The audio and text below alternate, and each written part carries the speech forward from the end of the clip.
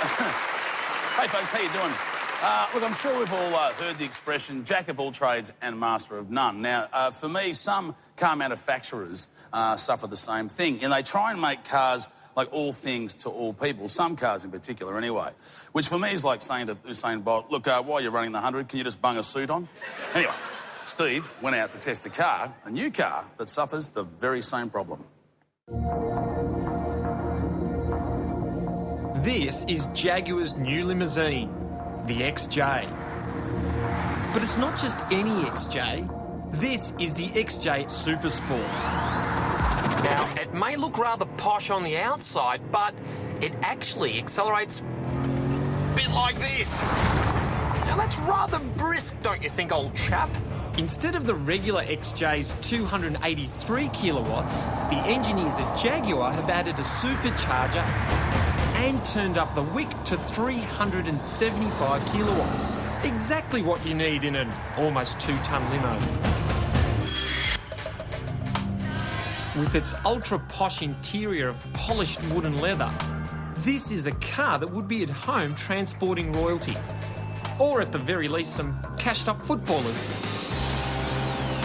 The Jag's 5.2-metre body is nearly a metre longer than most sedans.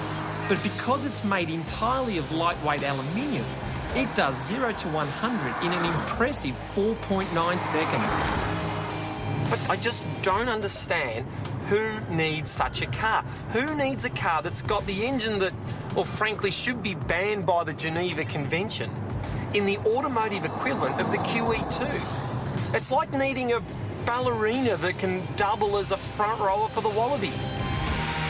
Not surprising, then, that Jaguar only expects to sell less than 5 of these in this country. And when I tell you the price, you'll understand why.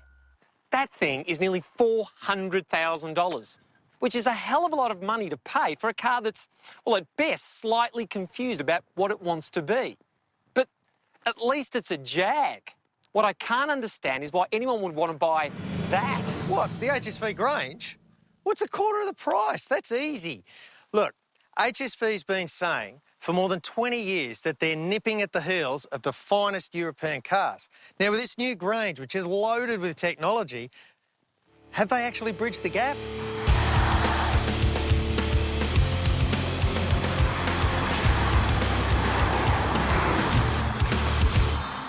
So HSV's gone the traditional American way, which is a bloody big engine, 6.2 litres. It's all about put your foot down and whoa! It's 325 kilowatts. You can power Dubbo with that. One thing about the Grange, which is pretty cool, is this little button here, and if I press it, when you corner, the suspension makes the car sit flatter and hold the road better. And it's also got an LPG system. You can just flick the switch and it cuts in and out. You can't feel it. OK, the HSV is a quarter of the price of the Jag, but inside it feels a quarter of the price. I mean, you've got acres of this hard plastic, and the reason you've got that is this starts life as a Holden. But this is an HSV, and what you do get is brilliant bang for your buck. Here's all you need to know. The HSV Grange is Warnie. The Jag is Daniel Craig in a dinner suit at a casino with a really hot chick. Guys, which one do you want to be? So both of our cars had more power than a dodgy third-world dictator. But how could we have the kind of fun they could offer driving at the speed limit? Head to the drag strip.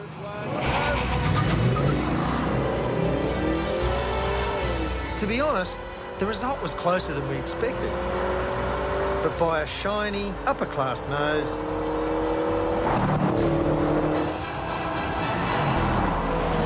the Jag emerged victorious.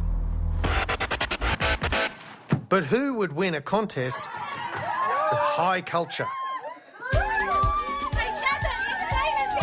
we're not entertainment, we're your drivers. We're going to get you there. Fine. Come on, let's go.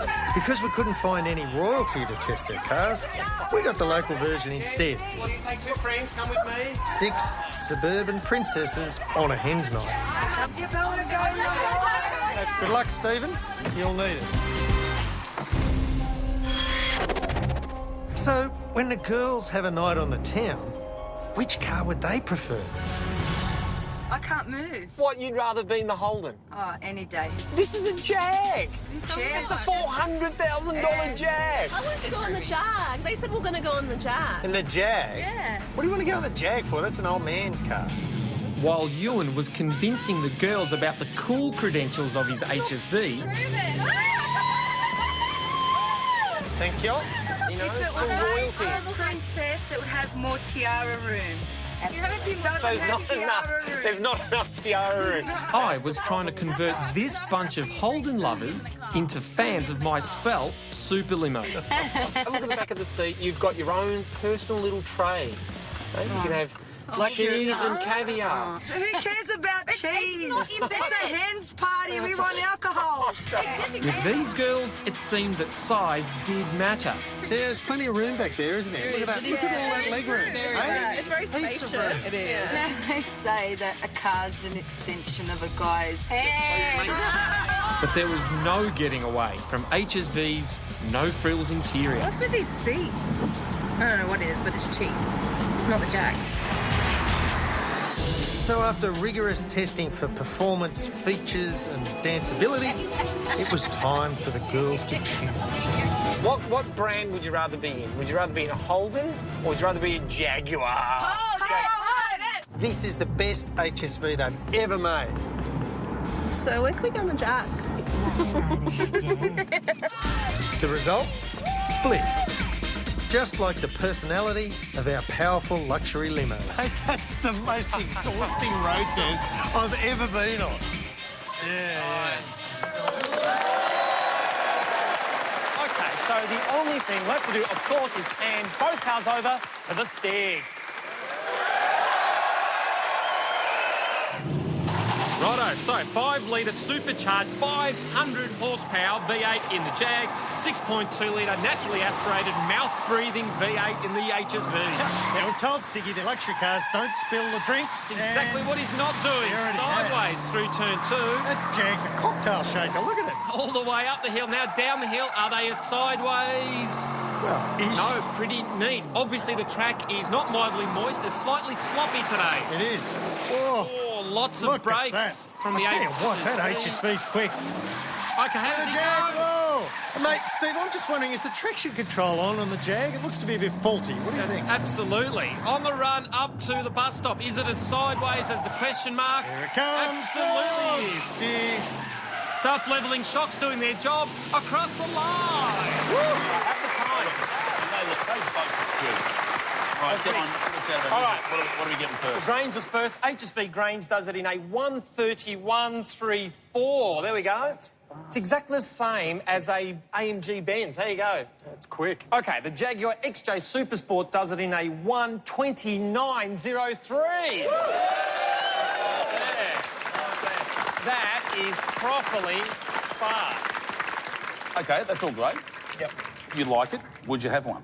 Jag. No, I don't get this car. I really don't. What do you mean you don't get it? Well, for $400,000, you shouldn't have to make a compromise between a that's limo right. and a sports car. What would you do? I'd buy a 7 Series limo for $250 and a Lotus Exige. That is way too overpriced. It is. That thing in America is $110,000 bucks. Out here, Absolutely. over And here it's 400. $400,000, yeah. So- Terrific car, but Jaguar, get real. Yeah, and this- unlike this is 90 grand. 90 grand, exactly right. That is a really, really good car. Now, Brilliant. I know that Europhiles in the audience are going to choke on their cravats over this.